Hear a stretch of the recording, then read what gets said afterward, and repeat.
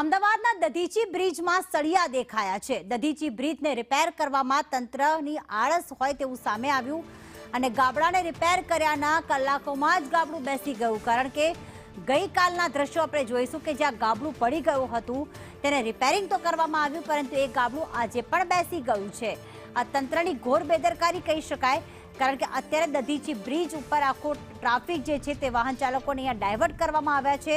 Subhash bridge બંધ હોવાના કારણે વધુમાં વધુ આ જ બ્રિજ પર ટ્રાફિક રહેતો હોય છે ને એવા સમયે અહીંયા ભ્રષ્ટાચારના ગાબડા સામે આવ્યા છે, ભ્રષ્ટાચારના સળિયા દેખાવા લાગ્યા છે અને તંત્રએ માત્ર થીગડું મારીને સંતોષ માન્યો હતો।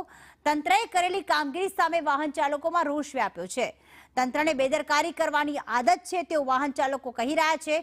મજબૂત દાવા કરવામાં આવે છે, પરંતુ તે પોકળ સાબિત થયા હોય તેનું આ ઉદાહરણ છે।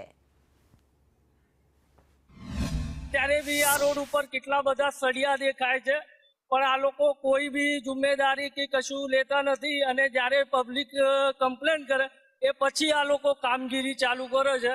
ને હાલમાં અત્યારે અમારા વાડજ સર્કલ ઉપર એટલું બધું ટ્રાફિક છે, પણ આ લોકો કોઈ પણ જાતનું ધ્યાન રાખતા નથી। સર્કલથી 100 મીટર ઘર દૂર, પણ અમારે 500 મીટર જેટલું દૂર ફરીને ઘરે જવું પડે।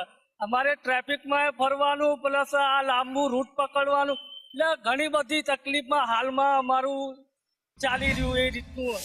અમદાવાદમાં સુભાષ બ્રિજ બાદ ગાંધી બ્રિજ અને તે બાદ હવે દધીચી બ્રિજ વિવાદમાં આવ્યો હતો અને સાથે સાથે તેના સળિયા દેખાવા લાગ્યા હતા, પરંતુ ગણતરીના કલાકોમાં સંદેશ ન્યૂઝમાં અહેવાલ પ્રસારિત થયા બાદ તાત્કાલિક ધોરણે તંત્ર દ્વારા સળિયા ન દેખાય તે માટેના સિમેન્ટ લગાવીને થીગડા તો મારી દેવામાં આવ્યા, પરંતુ તેના પણ ગણતરીના કલાકોમાં જ થીગડા મારેલો ભાગ પણ બ્રિજ વચ્ચેથી બેસી ગયેલો નજરે પડી રહ્યો છે।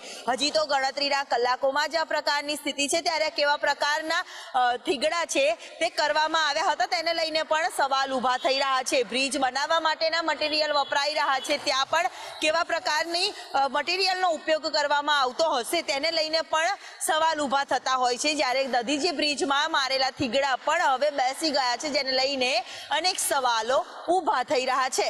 કેમેરામેન પુખરાજ શર્મા સાથે દિવ્યા ચૌહાણ।